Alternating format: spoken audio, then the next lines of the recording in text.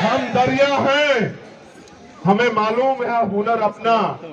हम दरिया हैं, हमें मालूम है हुनर अपना। जिस ओर चल निकलेंगे रास्ते हो जाएंगे।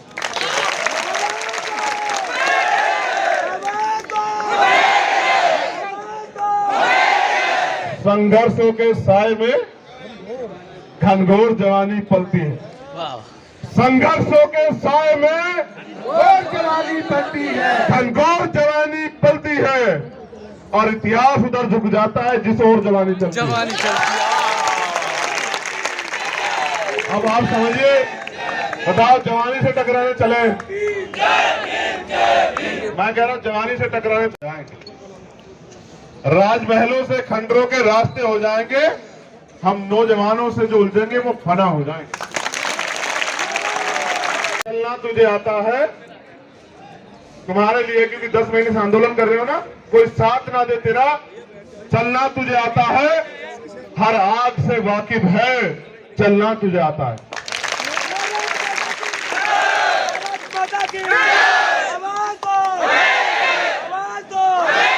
अच्छा, आप तुम आपके बीच से जाने की इजाजत चाहते हैं, एक इस विश्वास के साथ कि कोई सब साथ छोड़ दे, लेकिन बहनों का भाई कभी उनका साथ नहीं छोड़े, कभी नहीं।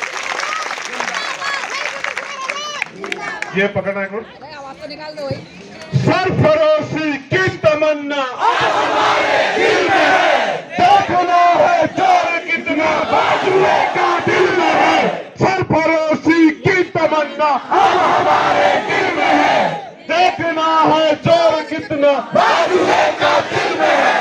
वक्त आने दे बता देंगे तुझे आसमां, हम अभी से क्या बताएं क्या हमारे दिल में है।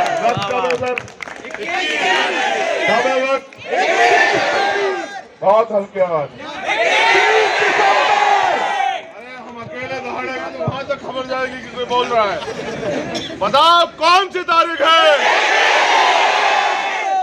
विजय विजय। चलो, बहन का अपमान होता है तो मुझे बड़ी तकलीफ होती है, और मेरा मन करता है अपमान करने वाले को सबक सिखाया जाए। फिर मैं इधर देखता हूँ, ये वर्दी में जो लोग खड़े हैं, फिर पता लगता है कि ये कौन है। तो पता ये लगता है कि ये भी तो सिस्टम का ही पार्टी, ये भी तो हम में से ही 1-2 लोग हैं, या ये हम ही तो हैं, बस इनके तन पे वर्दी और हम पे नहीं है। हम वर्दी मांग रहे हैं और वो वर्दी पहने खड़े हैं, समझ रहे? ये अंग्रेज नहीं है, ये किसी दूसरे देश के लोग नहीं है, ये यही हमारी तरह भर्ती प्रक्रिया में आए, और जिनको ये वो लोग हैं जिनको बिना लड़े अपना अधिकार जो है मिल गया। फिर सिस्टम को समझिए कि ये लोग ऐसा क्यों करते कि हम पे लाठियां चलाते हैं। ये ऐसा इसलिए नहीं करते कि आपसे नाराज हैं, या ये नहीं चाहते कि आपको रोजगार मिले। ये इसलिए ऐसा करते क्योंकि जो इनको तनख्वाह दे रही है सरकार चाहती है कि आप लोगों के साथ ऐसा हो, क्योंकि ये सरकारी मुलाजिम है, जो सरकार कहेगी वही इनको करना पड़ेगा ना। सरकार कहती है अगर नौजवान अपना हक मांगने आए तो उसको लाठी से पीटो, तो तभी तो करते हैं। तो मैं समझता हूँ कि हमारे यहाँ कहावत है, वो कहावत में नहीं कह सकता हूँ क्योंकि वो कहावत का प्रारूप अलग है। मैं कहीं ना कहीं उस कहावत को कहने के बाद मैं विरोधी टाइप हो जाऊंगा, लेकिन मैं उसका सार ये है कि समस्या जड़ से खत्म होनी चाहिए। तो मैं समझता हूँ जो सरकार 11 महीने से 10 महीने हमारी नहीं सुननी चाहिए, उसको सत्ता बैठने का कोई अधिकार नहीं। अगर हम लोग इसे अपनी वोट की वैल्यू से जोड़ ले, मैं फिर कह रहा हूं, तो मैं लिख के देता हूं कि वो इतने डरे हुए लोग हैं, उन्हें सत्ता से मतलब है, वो आपकी मांग को 10 दिन में मान लेंगे।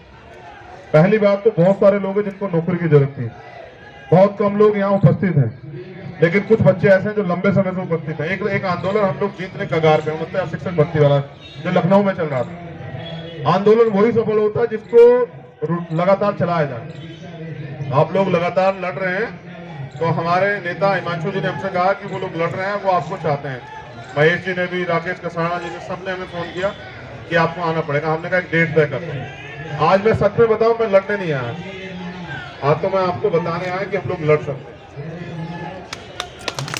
अगर लड़ना है तो एक दिन तय कर रहे हैं,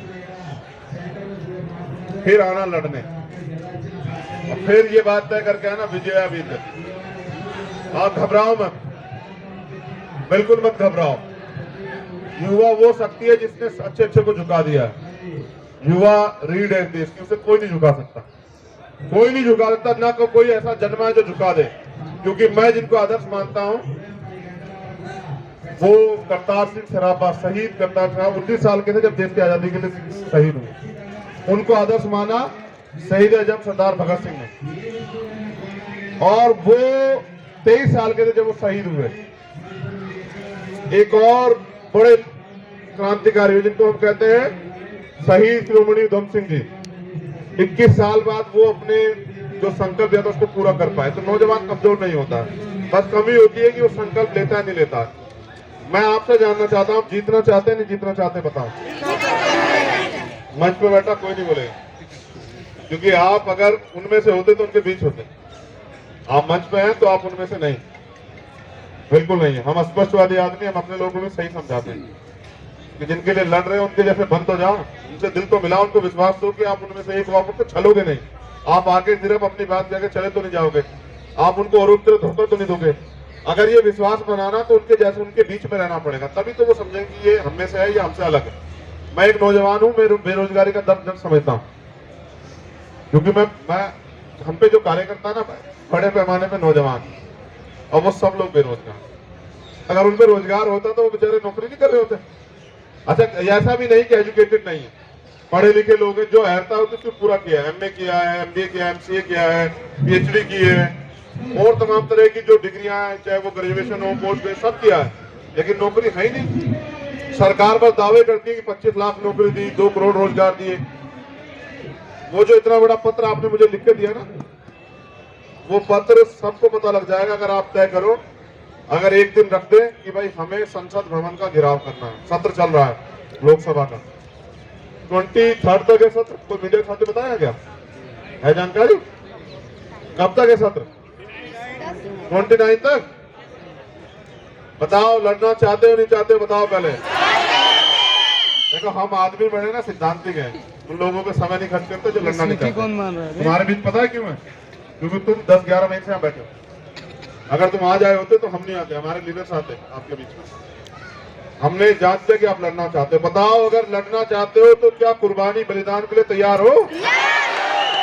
चलो, मैं ये भी जानता हूँ कि जो लोग वर्दी चाहते हैं ना, उनको ये भी पता है कि बलिदान भी हो सकता है, तो वो बलिदान से नहीं लड़ते। ये कोई कलर की नौकरी थोड़ा ही मांग रहे हो तुम लोग, चपरासी की थोड़ा ही मांग रहे हो, ऑफिस की थोड़ा ही मांग रहे हो, आप तो वर्दी मांग रहे हो, वर्दी। और जो वर्दी पहनेगा उसके लिए तो पहले है ये, वो अपने घर कह के जाता ड्यूटी जाने पहले कि मेरी लाश पे रोना मत, जब मेरा शव आएगा तो रोना मत, मैं शहीद हो सकता हूं देश के लिए। तो मैं समझता हूं कि वर्दी मांगने वाले लोग इस देश से प्यार करते हैं। तो मैं आपकी भावनाओं की कदर करते हुए, आपकी जो जिनको आप माने अपनी टीम से कि अच्छे लोग हैं, इनकी बात को आप मान सकते हैं।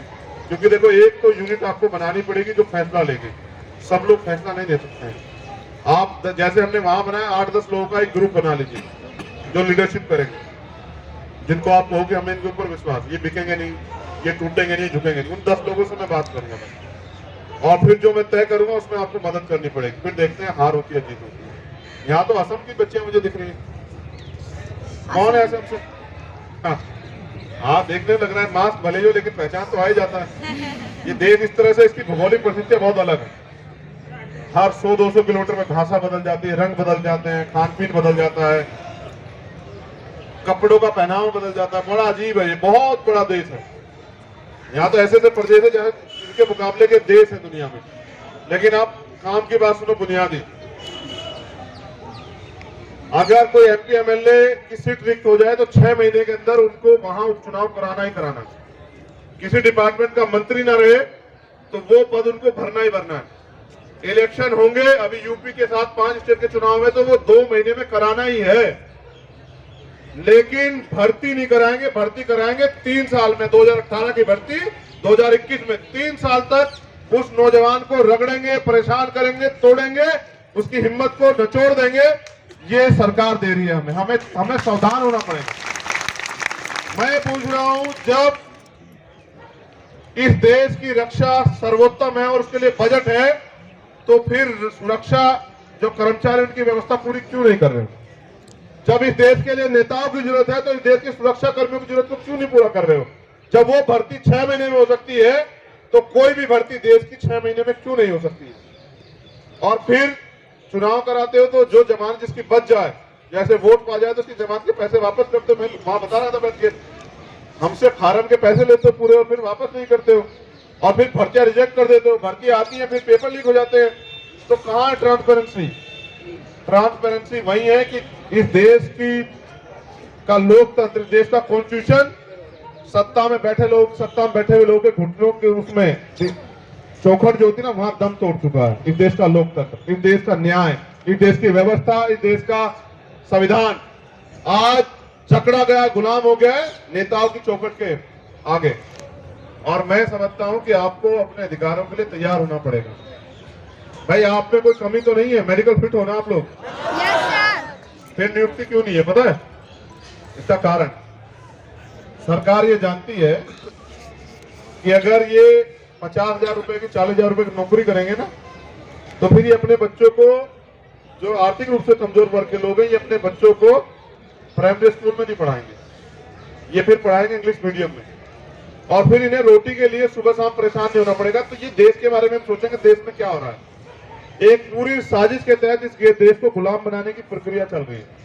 किसी तरह से सरकार ये चाहती है कि सत्ता में बनी रहे अगली बार तक और इस देश का संविधान खत्म कर दे। और क्योंकि लोगों को यही नहीं पता कि उनके अधिकार क्या है, उनकी ड्यूटी क्या है। भारतीय कॉन्स्टिट्यूशन आप में से कितने लोगों ने पढ़ा है? हाथ उठा के बताओ। सवाल पूछने वाला हूँ, सोच समझ के उठाना। वकील के सामने हो, अरे हो किसी अनपढ़ नेता के सामने नहीं हो, ऊंटा टेक के, जो सिर्फ पिताजी के दम पे या माँ के दम पे या बुआ चाचा के दम पे नेता बन गया हो, जिसने अपनी पहचान बनाई, उसके सामने नहीं हो। उस व्यक्ति के सामने हो जो 18 साल से इस काम को कर रहा है, जिसने देश की जो सबसे बड़ी जेल तिहाड़, उसको भी 2-2 बार देखा है, जो PhD कर गया है तिहाड़ से, उसके सामने हो। पढ़ा है संविधान? पूरा तो नहीं, थोड़ा पढ़ेगा। ये बताओ, खड़े हो जाओ, बताओ अपने अधिकार बताओ, फंडामेंटल जो राइट्स हैं बताओ क्या क्या है। हाँ, बोलने की स्वतंत्रता, अभिव्यक्ति की, शांतिपूर्ण सम्मेलन की, संचरण की, संघ बनाने की, बिना हथियारों के सम्मेलन करने की। ठीक। ड्यूटी बताओ, खड़े रहो, तालियां। ड्यूटी बताओ। हाँ, फंडामेंटल ड्यूटी। जिन्होंने हमारे देश के लिए बलिदान दिया है उनको पूजें, हमारी संस्कृति की रक्षा करें, और जो सही है उसके लिए सही आवाज उठाएं, जो गलत है उसके लिए गलत आवाज उठाएं। गलत आवाज भी उठती है कभी? चलो काफी कुछ जान लिए हो, लेकिन अगर मैं पूछूं कौन से आर्टिकल में, तो बता दोगे? बताओ फंडामेंटल ड्यूटी कौन से आर्टिकल में? हाँ बहुत अच्छे, बैठ जाओ। क्या नाम है तुम्हारा? राहुल। देखो, एक व्यक्ति अपने इस देश में रहने के क्या कर्तव्य है वो जानता है, वो भी अभी कंप्लीटली नहीं जानता है। इस देश के संविधान की रक्षा करना आपकी प्रथम जिम्मेदारी, इस देश के सरकारी संपत्तियों की रक्षा करना आपकी प्रथम जिम्मेदारी, इस देश के लोकतंत्र की रक्षा करना आपकी प्रथम जिम्मेदारी। समझ रहे? एक व्यक्ति जानता है आप में से, जो आप तैयार हुए ना, सब लोग देखो, ना तो किसी क्लास में पढ़ाते, ना ही किसी कंपटीशन में पढ़ाते, ना ही किसी, चाहे वो नौकरी में हो या ना हो, ना ही किसी ट्रेनिंग में पढ़ाते, ना ही किसी नेता को पढ़ाते। जब आप अपने अधिकार नहीं जानते, कर्तव्य नहीं जानते, तो भाई उन अधिकारों का प्रयोग करोगे कैसे?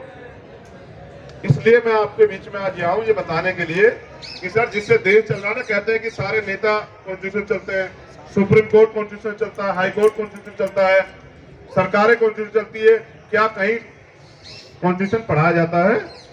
और जब लोग जानते नहीं तो फिर कैसे चलेगा? अगर आपको ना पता SSC GD की भर्ती आपको टेस्ट भरना, तो भर दोगे टेस्ट? मुझसे सोचो तो सही। तो नौजवान अभी भीड़ ही तो है, भेड़ ही तो है, इसके अलावा है क्या? भाई अभी आपको भर्ती करेंगे तो सीधा बॉर्डर पे थोड़ा भेज देंगे, ट्रेनिंग कराएंगे ना। मैं आपको सिर्फ ये बता रहा हूं मेरी प्यारी बहनों, नौजवान भाइयों, कि अपने ये मुल्क हमारा है, इस देश के लिए कुर्बानियां दी गई हैं, हजारों लाखों लोगों ने शहादतें दी हैं, और आज भी इस देश की रक्षा के लिए, आंतरिक और बाहरी रक्षा के लिए लोग शहीद होते हैं। वो जवान शहीद होते हैं, उनके परिवार, उनके बच्चे यतीम होते हैं, पहले भी हुए और आज भी होते हैं। 20-20 जवान चाइना के बॉर्डर मार जाते हैं, प्रधानमंत्री कहते हैं कि ना कोई घुसा है ना कोई घुसेगा। सिर्फ हम लोग इस देश में नौजवान मोहरे बन के रह गए हैं। अगर आप अपने हक अधिकार को नहीं पहचानोगे, नहीं पढ़ोगे, नहीं जानोगे तो लड़ोगे कैसे? अगर आपको ना पता हो कि प्रोटेस्ट करना आपका राइट है आर्टिकल 19 में, तो आप यहाँ आ जाते लड़ने। फिर आपको ये नहीं पता कि कोई किसी महिला को 5 बजे के बाद कोई पुलिस जो है ना, मेल जो पुलिसकर्मी अरेस्ट नहीं कर सकता। क्या आपको नहीं पता बहनों को? क्या आपको ये नहीं पता है कि कोई पुलिसकर्मी महिलाओं को नहीं छू सकता अरेस्टिंग के लिए? मैं सिर्फ आपको वो बता रहा हूं कि जो आपको समझना चाहिए। आप सवाल नहीं करते, वो जवाब नहीं देते। जो महिला एक बच्चे को, पुरुष को जन्म देती है, जो पुरुष अपने आप को बहादुर मानता है, वो जन्म तो एक महिला से लेता है। तो ताकतवर कौन हुआ, पैदा करने वाली या जो पैदा हुआ है? पैदा करने वाली। तुम इस देश की वीरांगनाएं हो और तुम पे अधिकार हैं, पुरुषों से भी ज्यादा अधिकार। अपने अधिकारों को पहचानो। जो साथी यहाँ मेरे 21 तारीख का समय जो है ना, क्या मनीष कहाँ है? 21 तारीख का समय दिया मैंने।